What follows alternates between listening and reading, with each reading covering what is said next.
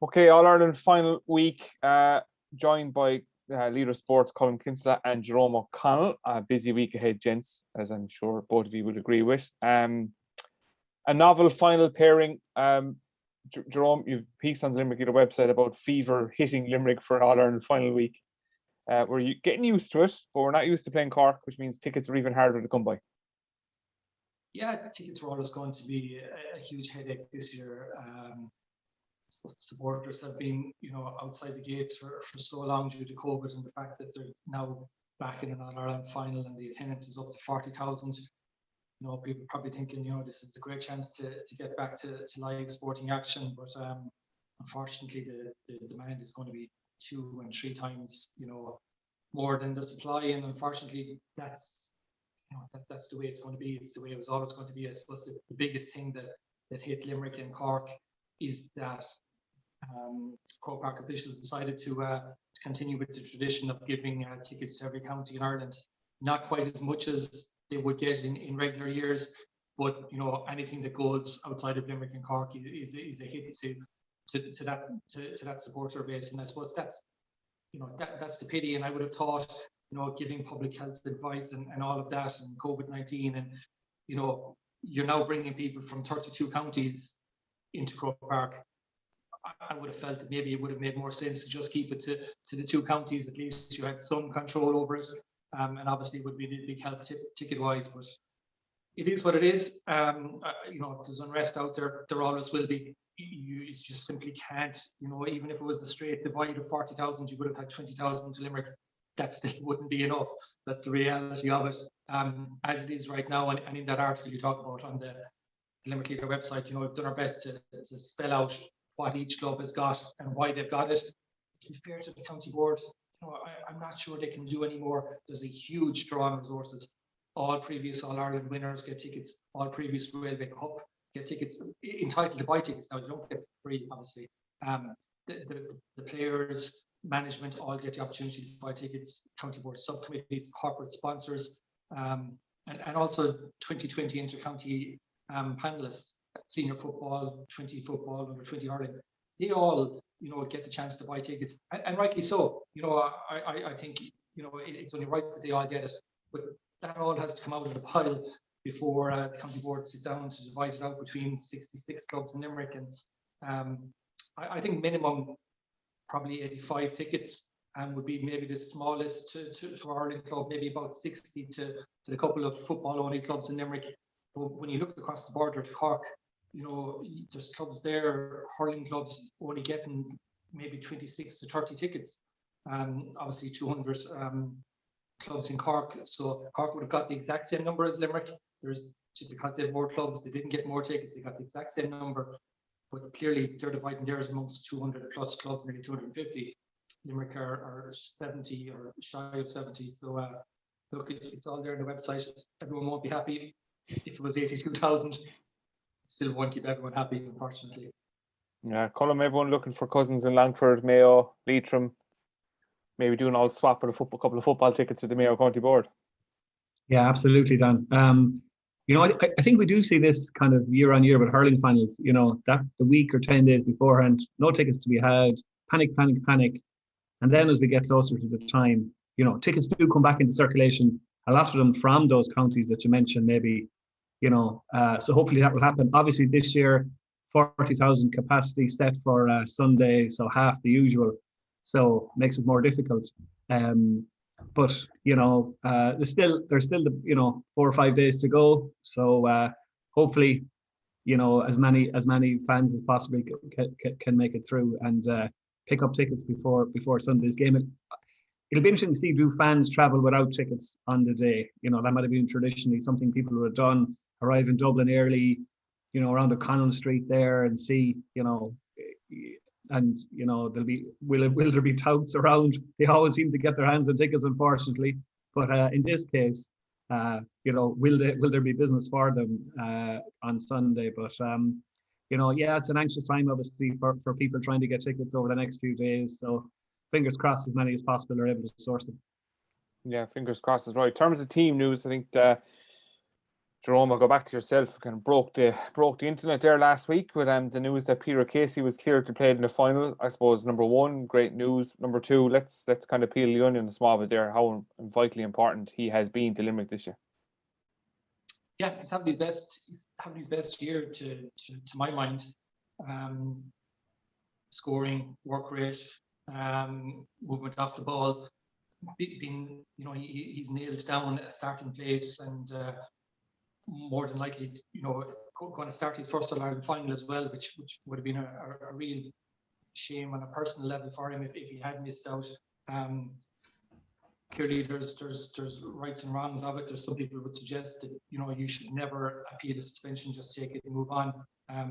Personally, I feel you got to back your player to the hilt. If a player is injured, you move every mountain to get him the best treatment you can to get him ready. And I feel personally, and it's green tinted glasses, no doubt on, but I mean, I think you got to look at every avenue you can, and clearly Limerick were successful, and what was key to it, to my mind, is that they were successful at the first hurdle.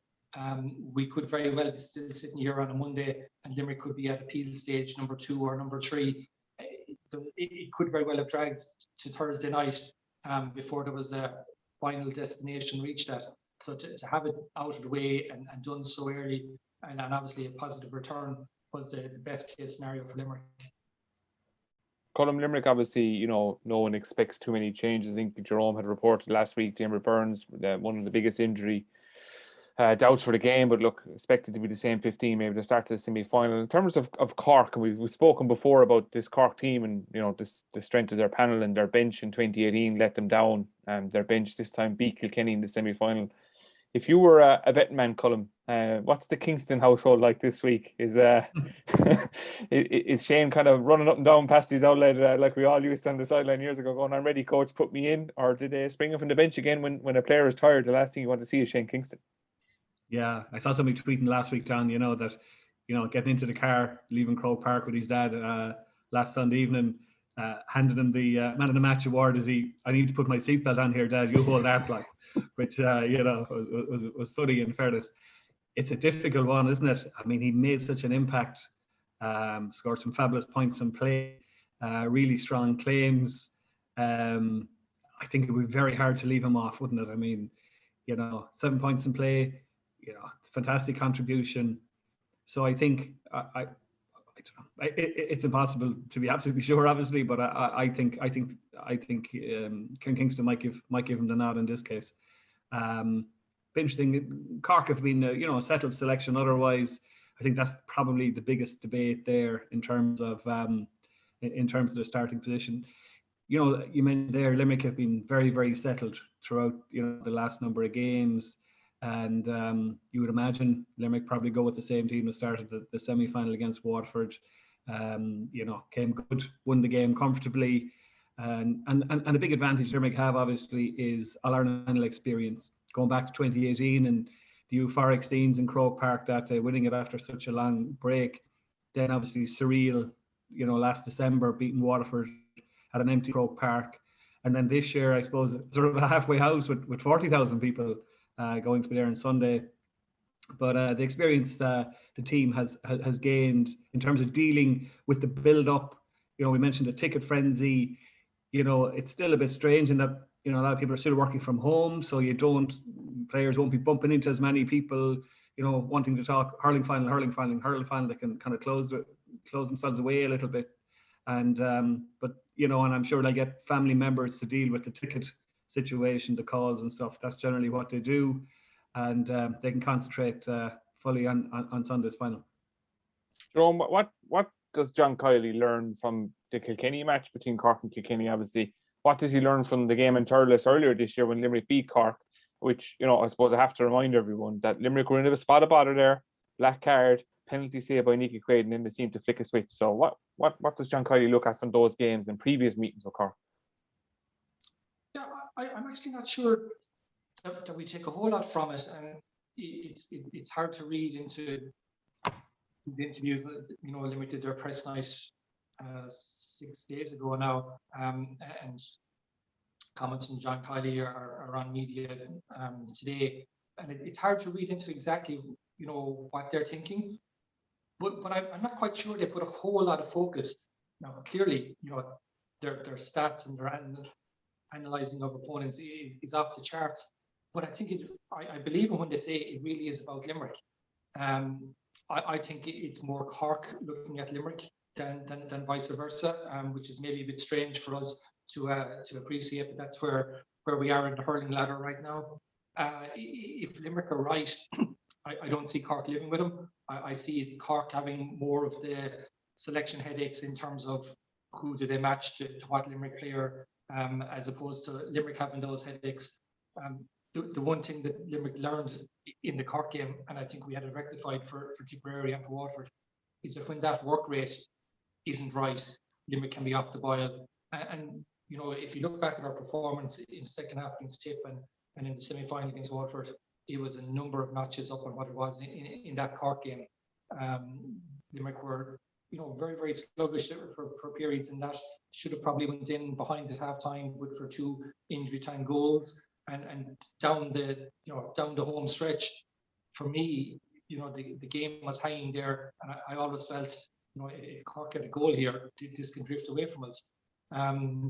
So I think the key point is that we have come up with a number of notches since. John Kiley feels there's another notch to go up. If they do find that next notch, or at least repeat the semi-final, I can't see how Cork can live with that. And just on team selection, I would expect Limerick to be the same as the semi-final. From reading media reports as well, it does appear that Cork might be without wing-back Limerick, and I think that puts them with a bit of a selection headache as well, because Owen Cadigan or Damien Cahalan would be the obvious 2 replacements, and they would be different players to Limerick, who's been given a bit of a man-marking role and maybe would have been their man to shadow Keane Lynch. So it takes that avenue away from Cork if he doesn't make it. And we've got very different players with Owen Cadigan and Cahalan, if they're the replacement for Limerick, who's been one of the new faces, and there's something different about Cork for 2021. So that's one for them. I think in reference to Kingston, I think he stays on the bench. I think you go with your more physical, stronger James Hardney and Robbie O'Flynn and the likes to start with, when you're probably going to expect it to be a bit more physical, and you save the speed and the legs for Kingston for the home quarter or the second half when needed. Yeah, just on that, Colin, actually, we were talking about I suppose the physicality, the intensity of the games that Jerome touched on there, and when Limerick ratchet that up, we've seen teams that have won All-Irelands the last number of years, Galway, Tip, Kilkenny over a number of years. It's all been about physicality and right on the edge of the game. Second, third man tackles, leaving some fella go by, another fella coming in, sending them into the front row to stand, that kind of stuff. Which brings me to the man in the middle, the best referee in Ireland, because I want that on record before the match. An interesting selection, because he does leave the game flow, the man from Tipperary. Fred Hogan, absolutely. And I suppose the fact he refereed the semi-final this year, normally there's a belief that if you referee a semi-final, you don't referee the final. But you're absolutely right, Don. He lets the game flow. He seems to have a very good feel for it. He allows the physicality in the game, whereas we've seen earlier on in the championship and some league matches and stuff where the play and the momentum in the game has been broken by repeated frees. I mean, it's an interesting one. Technically a lot of those were frees, but he has let things flow. I think most Limerick supporters would be happy with the appointment, in the sense that he let the 2 teams go at it, and he refereed last year's All-Ireland final. Obviously Limerick won comprehensively. Referee had no impact on that game, given the comprehensive nature of Limerick's victory. But in terms of a spectacle, I think Fergal Horgan will add to that on Sunday. So let's get down into the nitty gritty of it, Jerome. You touched on it there, small, but what can Cork do to stop Limerick? What can Limerick do to stop Cork? That's getting inside the mind of Paul Kinnerk and his coaching philosophy, which I'm sure we'd all love to at some point. But you were saying that Limerick's place on the ladder, and it's weird for Limerick hurling fans to listen to this.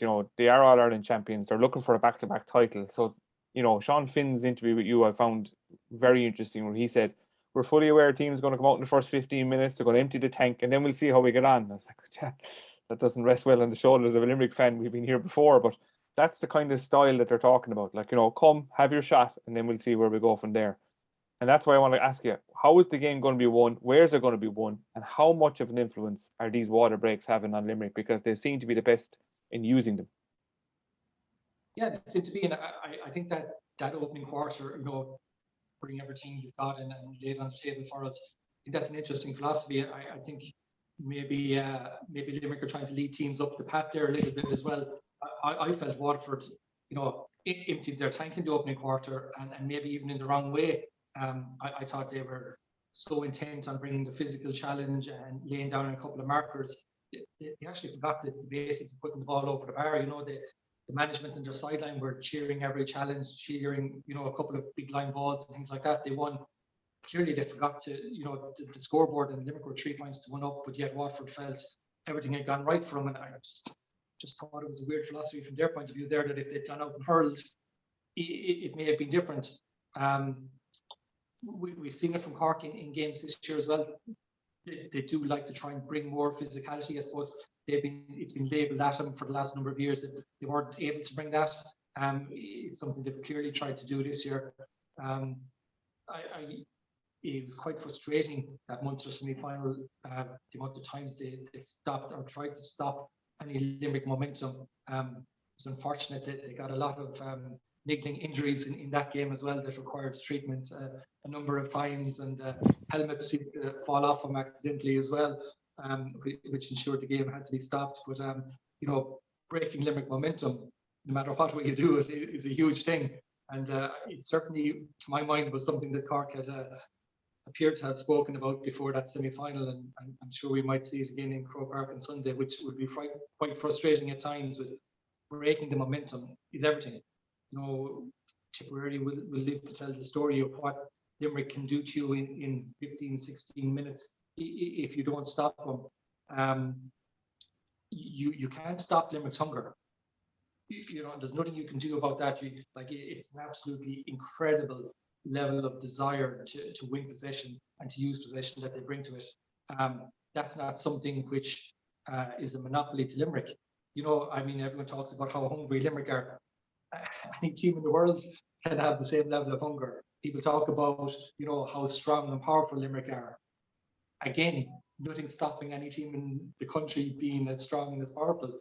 It takes a couple of years, but it's not something that, again, Limerick have a monopoly on, and it's something that would be a little bit of a bugbear of mine, that Limerick are a big, powerful team. I think we forget they're absolutely incredible hurlers as well, and it irks me a bit that, and we all fall into the trap of talking about their physicality and how big and how strong and how powerful they are. All correct, but all available to every county in Ireland. The level of hurling they have is just phenomenal. And the use of the ball, some of the scores they've had, some of the defending. Nicky Quaid, one of the great goalkeepers, Sean Finn, is now the prototype cornerback for anyone to ever follow. Wing backs, Jim Burns, Kyle Hayes, Declan Hannon at centre back. You've got your midfield powerhouses, Keane Lynch. You could do a reel of Keane Lynch video clips for the day. The scores, the likes of Gerard Haggerty, Tom Morrissey have got. And then you've got your full forward trio, again, all ace marksmen. So it's just something that's overlooked. The absolute skills that are in abundance throughout the team. They're a lot more than a big, strong, powerful team. And maybe some other counties are losing sight of that. They try to take Limerick on physically and forget the hurling. Cork will bring a bit of both. There's no doubt about it. They have the hurling. Yes, they have the speed. Just talking to doing an interview this morning with someone else ahead of the game for the weekend's coverage, and he said, yeah, speed is great, but you only get a chance to open up that speed every couple of times in the game. Yes, the likes of Jack O'Connor and Shane Kingston have made it count at times, but it's not something that's going to be evident every minute of the 70. So, I'm not quite sure the influence it'll have in that regard. I just can't see that across the 70 minutes, you do up your chart of the positive and negatives, that Cork are on the same scale as Limerick.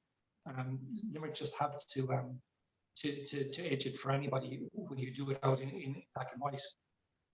Yeah, Colin was going to touch. I've gone totally off the track there, I've no doubt.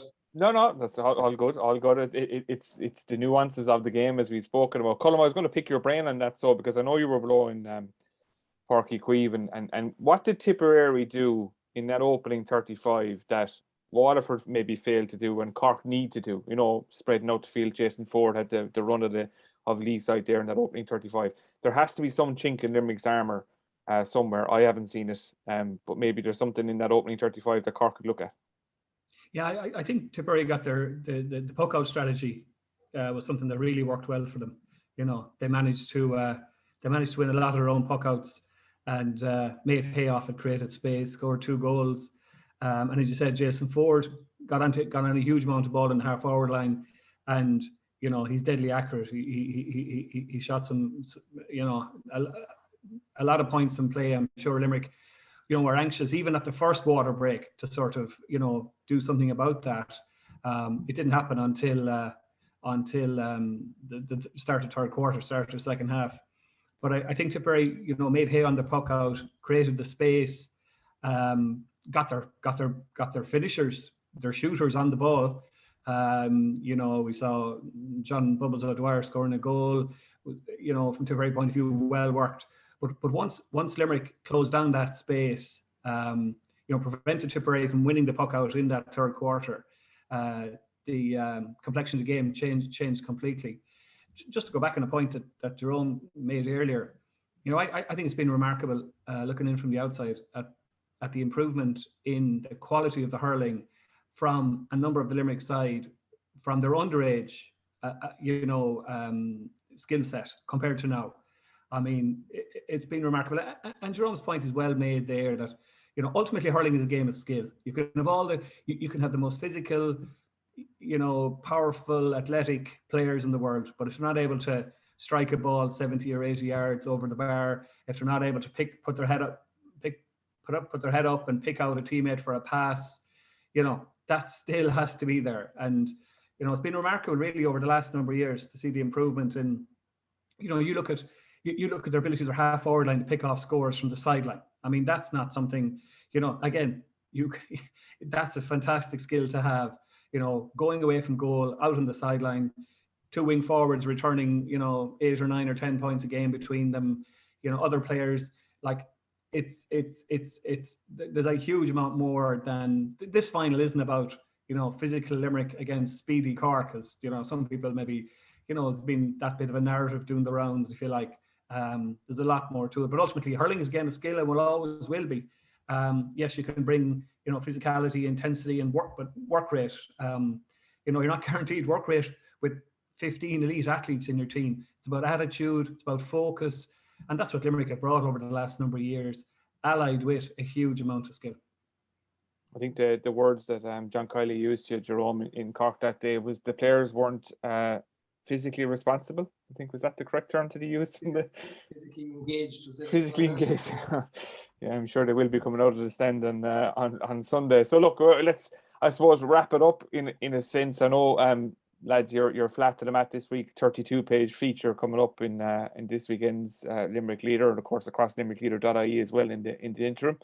Massive amount of work going into that, and the interest is huge. There's no show like the Limerick Senior Hurlers, but I suppose, Jerome, it's a weird scenario for Limerick to be looking to win back-to-back All-Irelands. What's the mindset, do you think, of John Kiley? He always has something that we only find out about afterwards that has gotten these players to the right pitch for the occasion that's to come. Everyone outside of Limerick is probably hoping Cork win one. They'd like to see Patrick Horgan win an All-Ireland medal. They think that Cork are the coming team. They've beaten Kilkenny. It's a huge, you know, monkey off their back. What does John Kiley say to this Limerick team going into, fingers crossed, back-to-back All-Ireland titles? Yeah, the first thing is Cork are the coming team. You know, we've seen in Limerick firsthand their under 20s and their minors. They've got an incredible crop of young lads coming. For me, you know, they are the coming team, but right now Limerick are the team. Limerick are very much, I think John Kiley's words are that these players don't have a great rear view mirror kind of a look to them. They're very, very forward focused.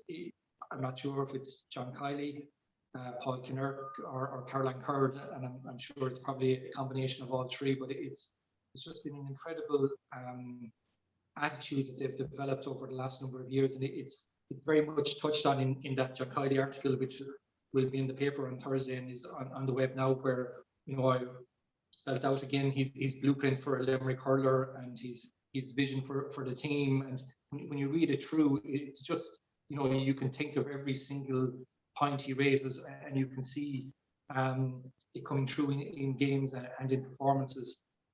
They just don't seem to look back. I've absolutely no doubt, it's not in the dressing room, or it's not one of the keywords that we usually find up on the dressing room wall by Kitman Gerald Connell, but it's in the back of the minds. Limerick have never won a back-to-back All-Ireland. The players know that.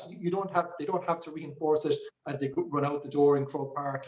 They didn't need to speak about it when they regrouped in, February or whenever it was.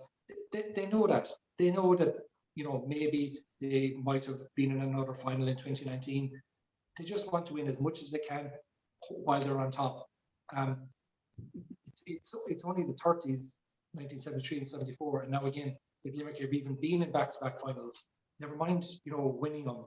They find themselves in a place where, for me, they can cement their place as a great team. I think you really need to do back-to-back.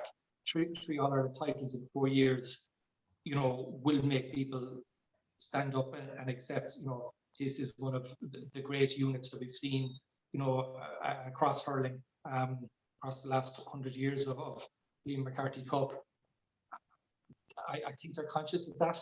They won't say it, of course. We may get it after the final whistle, who's to know? But there's absolutely no doubt that's somewhere in there. But also in there is that they just have this desire to win. The interviews we got with Dan Morrissey and Declan Hannon and even Coach Donald McGrady, they just seem to work so hard, even in training. They spoke about being absolutely exhausted after every training session.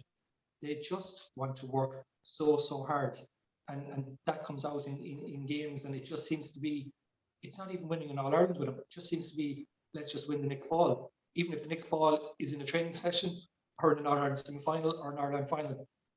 It's an incredible mindset, and one that maybe someone will write a book someday in 15 years' time, and we'll get some insights, or when they all retire, a bit like the Kilkenny hurlers now. We're getting so many insights into the Brian Cody area, with many of them moved into punditry now.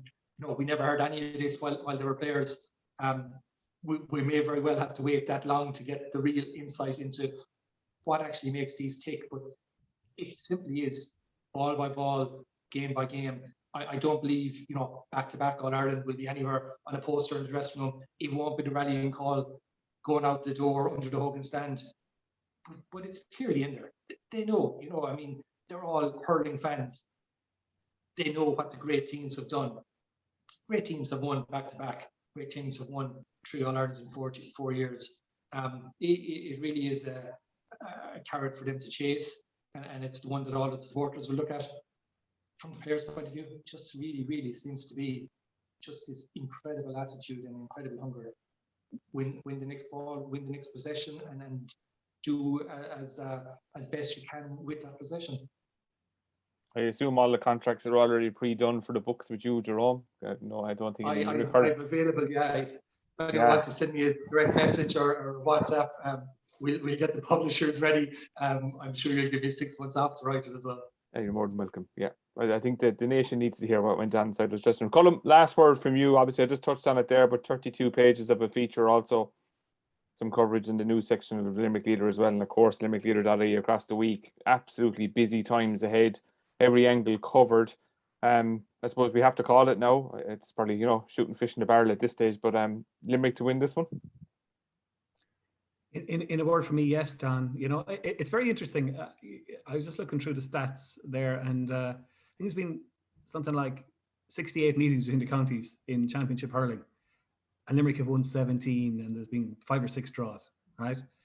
And I suppose the people of a certain generation who are used to Limerick beating Cork, Limerick are deservedly warm favourites going into Sunday. And then there's people of an older generation who kind of always have a bit of a fear of Cork in their mind. Maybe go back to people in their John Fenton's goal, 40s, and Tomas Mulcahy's juggling the ball. That has to be put to bed this weekend. That's all I want from this match. 92, I think that was 92, Dan, 92. Yeah. Old enough to admit that, I think so, Dan. Limerick seem to have so much going for them going into this game. I think final experience is huge. These Cork guys, aren't used to playing. A lot of them are not used to playing that Ireland final. It is a huge occasion, even with only 40,000 compared to 80. Although, if you watch the scenes on Saturday when Mayo beat Dublin, and the noise was incredible, and that was 24,000. So, it's going to be a whole new experience for Cork. That first 15, 20 minutes, I'm sure Limerick will be anxious to lay down a marker, make sure that what happened against Tipperary in the first half in the Munster final won't happen again. So, I'd expect Limerick to come out, with a huge performance in that opening quarter. And, the experience they have, as I said, they're such a settled side. They so composed, the way they managed to come back so quickly, 1-10 to a point, outscored Tipperary in the third quarter in the Munster final. And, Cork will bring a lot of threat. They've got pace, they've got sharp shooters, Patrick Horgan. We mentioned Shane Kingston. Will he start or not start?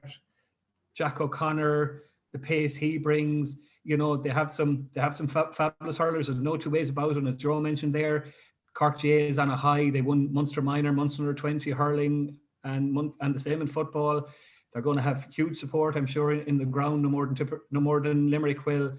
But as we saw in the Tipperary game, as we saw against Waterford, this Limerick team are really hitting form at the right time. So, I'd expect Limerick to retain the Lee McCarthy Cup come 5:00 on Sunday evening. Heavy words there. It doesn't sit well, Jerome. On that point that Colin makes there, Limerick fans of a certain vintage, just afraid of the red and white, the blood and bandage. It's been horror shows down through the years, this Corkness that we're all afraid of seeing again, that they're looking to bring back. We've seen it in the minor finals last couple of weeks out in Thurles. It's been tough viewing. This is a weird position for the standard Limerick GA fan, because they can't allow the expectation of winning an All-Ireland against Cork to creep in on top of years of being damaged and wounded animals. Yeah, there is. And to be fair, Limerick and Cork recent history, it hasn't even been the smoothest, across the 5 years of the John Kiley era, as we call it. They've caused us a lot of trouble. Their team has probably changed that little bit this year as well. But we've had a couple of incredible games with them. That game in 2018 finished a draw in Portaqueeve. It's probably the real launch pad, I think, for a lot of this as well. Limerick had a championship win under their belt already, but I just felt there was something clicked in that game that told Limerick they can go toe to toe with anyone, and clearly they built on that. But I mean, ultimately that game finished a draw. All-Ireland semi-final later that year, again a draw. We won it in extra time. Cork have beaten us since in the Munster Championship game. They've beaten us in a pretty decent league game when sides went toe to toe. Then obviously you have this year when we beat them in a league game, but it's of absolutely no consequence when you have two sides well below par in terms of personnel. And then you have this year's Munster Championship when we beat them again. Again, much has changed since, but I mean, what hasn't changed is when you put your two teams down side by side, you see that Limerick should win most of the duels, and then on top of that, tick the boxes of having the greater experience, having that winning feeling, having the Croke Park factor on their side as well. But Cork will think, what, maybe this is an All-Ireland final with a shot to nothing. Not too often that Cork will find themselves in an All-Ireland hurling final as such underdogs, and I'm sure they'll revel in that situation. We were in it in 2018, and it's a nice place to be in any sporting encounter. I won't quite say a shot to nothing. There's always pressure on Ireland final day. But again, if Limerick perform to their semi-final or better. I don't see that that Cork have shown anything to match that just yet. So hopefully a place among the greats come Sunday evening. I certainly will. Well, speaking of greats, Colin Kinsella and Jerome O'Connell, thank you very much for joining us. And obviously keep an eye on limerickleader.ie. And as I mentioned, 32-page feature in Limerick Leader this week, out on Wednesday morning. Plenty of time to get through all that. Make sure to bring it with you on the train, the bus, or the car, or if you're walking to Dublin, whichever way you're getting there. And enjoy the final. Thanks very much, gents. We'll talk soon.